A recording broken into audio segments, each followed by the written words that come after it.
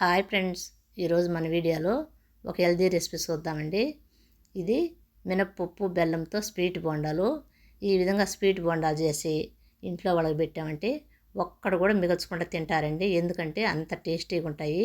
ఇప్పుడు ఈ బోండాలు టేస్టీగా స్మూత్గా రావాలంటే ఎలా తయారు చేసుకోవాలో ఈ వీడియోలో చూద్దామండి. దీనికోసం ఫస్ట్ మినప్పప్పు తీసుకోవాలి. నేనైతే ఈ గ్లాస్తో ఒక గ్లాస్ మినప్పప్పు తీసుకున్నాను.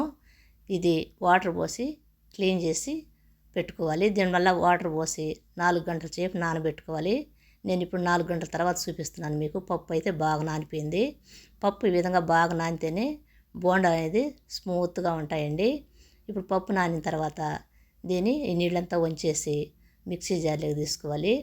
ఇందులోకి వాటర్ కొద్దిగా వేసుకోవాలి. వాటర్ ఎక్కువ వేసుకుంటే ఎక్కువ లూజ్ అయిపోతుంది. ఈ విధంగా పిండి చేసి ఒక గిన్నెలోకి తీసుకొని ఇందులోకి కొద్దిగా మైదా వేసుకోవాలి. నేను చిన్న స్పూన్తో 2 స్పూన్లు మైదా వేసాను. కొద్దిగా సాల్టు, కొద్దిగా యాలకుల పొడి వేసి మొత్తం బెల్లం వేసి ఈ విధంగా కలుపుకోవాలి. బెల్లం అయితే 1 కప్పు బెల్లం వేసానండి. ఆ పిండికి ఈ 1 కప్పు బెల్లం కరెక్ట్గా సరిపోతుంది. వేసుకొని ఈ విధంగా కలుపుకోవాలి. పిండి ఎక్కువ లూజ్గా ఉండకూడదు, అందుకని గట్టిగా ఉండకూడదు. ఈ విధంగా ఉంటే సరిపోతుంది. ఇది కలిపి పక్కన పెట్టుకొని ఇప్పుడు స్టవ్ వెలిగించి బాండ్లీ పెట్టుకొని ఆయిల్ పోసుకోవాలి. బోండాలు మునిగేంత వరకు ఆయిల్ ఎక్కువే పోసుకోవాలి. ఆయిల్ పోసుకొని ఇప్పుడు ఆయిల్ బాగా కాగాలండి. కాగిన తర్వాత ఈ విధంగా బోండాలు వేసుకోవాలి.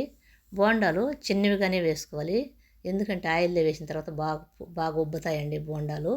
అందుకనేసి చిన్నవిగా వేసుకొని మంట మీడియం ఫ్లేమ్లో పెట్టుకోవాలి. మంట అయితే హై ఫ్లేమ్లో పెట్టుకోకూడదండి, ఎందుకంటే హై ఫ్లేమ్లో ఉంటే ఈ పైనే ఉడికిపోతాయి, లోపల పిండి అయితే ఉడకదు. అందుకనేసి మంట మీడియం ఫ్లేమ్లో పెట్టుకొని ఈ విధంగా తిప్పుకుంటూ ఆయిల్లోనే ఉడికించుకోవాలి. ఇవి ఉడకడానికి 8 నిమిషాలు పడుతుందండి. బోండాలు బాగా ఉడకాలంటే 8 నిమిషాలు పడుతుంది. ఈ విధంగా కలుపుకుంటూ ఉడికించుకోవాలి.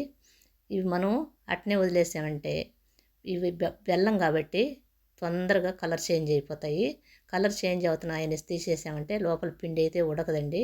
అందుకనేసి మంట మీడియం ఫ్లేమ్లో పెట్టుకొని ఈ విధంగా కలుపుకుంటూ ఉడికించుకోవాలి. ఇప్పుడు ఇవైతే ఉడికిపోయాయి.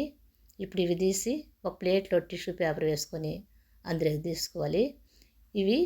ఈ మినప బోండాలో ఎందుకు మనం మైదా వేస్తామంటే, మైదా వేయకపోతే ఈ బోండాలు ఆయిల్ ఎక్కువ పీల్చుకుంటాయి.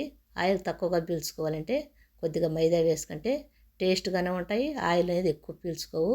చూశారు కదా, బోండా అయితే మధ్యలో కూడా పిండి బాగా ఉడికిపోయింది. ఈ వీడియో కనుక మీకు నచ్చినట్లయితే లైక్ చేయండి, షేర్ చేయండి, సబ్స్క్రైబ్ చేయండి.